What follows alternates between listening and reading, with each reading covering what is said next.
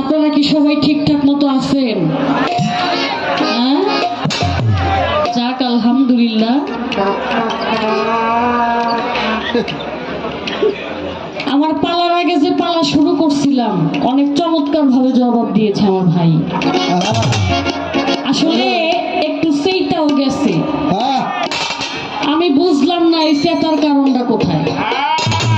তার কারণ হলো বাবা, যার ভান্ডে কোনো মাল নাই, যার দোকানে কোনো মাল সামান নাই, ওই দোকানে কি কাস্টমার যাইবো? যাইবো?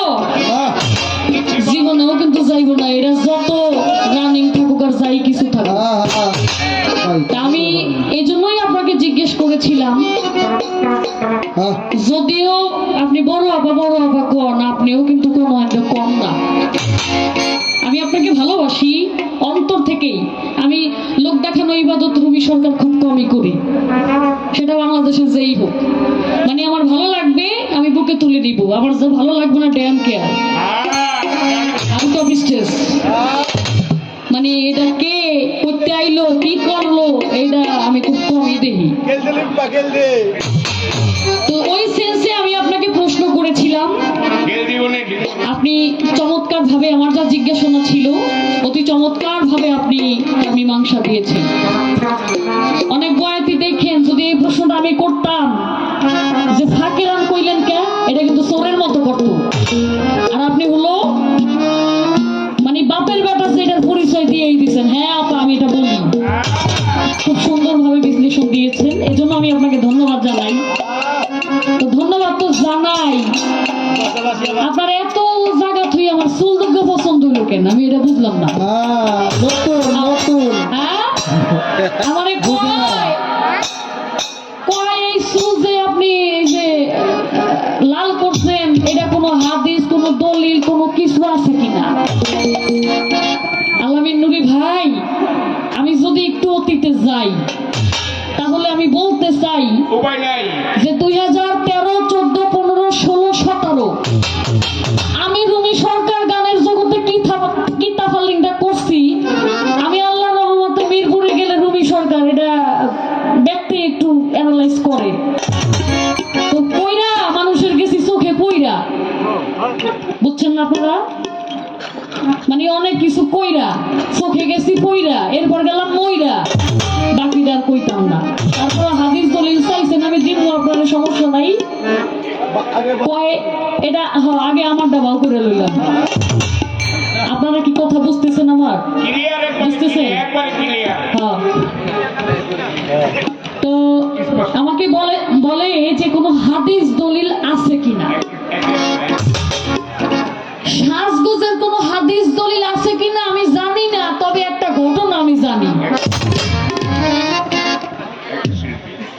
এটা শোনার পর আপনিও কইবেন আমি মানি, বুঝছেন আপনারা? মানে হাদিস দলিল কি আমি জানি না, তবে এই ঘটনা জানার পরে আমার ভাইও বলবে হ্যাঁ এটা মানি। সেটা হলো ইব্রাহিম খলিলুল্লাহ যখন আমার সাহারা বিবিকে বিয়ে করে, তখন ইব্রাহিম খলিলুল্লাহ সাহারার কাছে বলছিল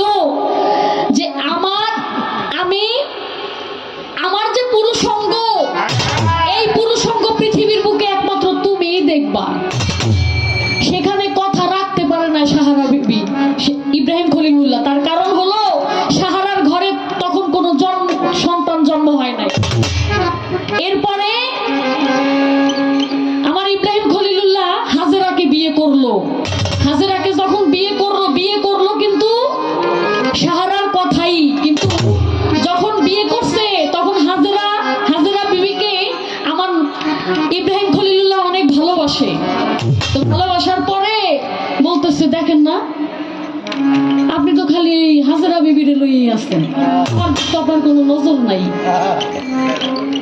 পরে হাজেরা বিবিকে মানে যুক্তি করে হাজেরা বিবির নাক কান গলা ছিদ্র করে দিছিল যাতে অসুন্দর লাগে।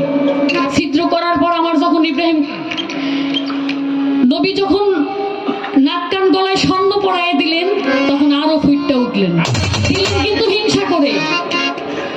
নাক কান গলা ছিদ্র করলেন কিন্তু হিংসা করে, কিন্তু এই স্বর্ণ অলংকার পরার পরে আমার হাজেরা বিবিকে আরো সুন্দর লেগেছিল। তদ্রুপ আমি ওই রকম মাইন্ডের সিপাই করছিলাম। আমি যতটুকু আপনারা জানি হাদিস দলিল সম্পর্কে আমি আপনারা কইলাম। আচ্ছা, আমাদের মেয়ে মানুষের তো নাক কান মানে সাজগোজ, এটা হাদিসেও আছে, মেয়ে মানুষ সাজবে এটাই স্বাভাবিক।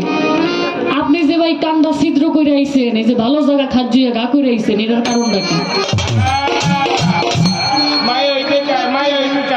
বুঝছেন না? আমি মেয়ে মানুষ চুল কালার করবো, লিপস্টিক দিব, শাড়ি পরবো, মেয়েরা পরবো, ময়রা পরবো, নারীরে ভালোবাসে আল্লাহ নিজে বড়।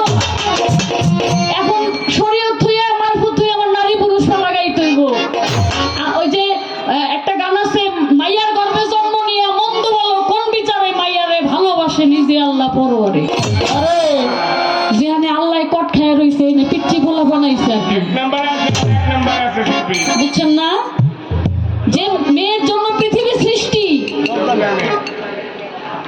আর হ্যাঁ মেয়ে মানুষের আহা কি কইতাম। তো যার খুব চমৎকার ভাবে আমাকে প্রশ্ন করেছে, আমি তাকে ধন্যবাদ জানাই। আমাকে বলে শরীয়ত মারফতের নামাজটা কিভাবে, রোজাটা কিভাবে, প্রশ্নটা এই ধরনের ছিল না। আমি একটু অন্যমনস্ক ছিলাম। মারফতের নামাজটা কিভাবে, নামাজ রোজা হজ জাকাত কিভাবে।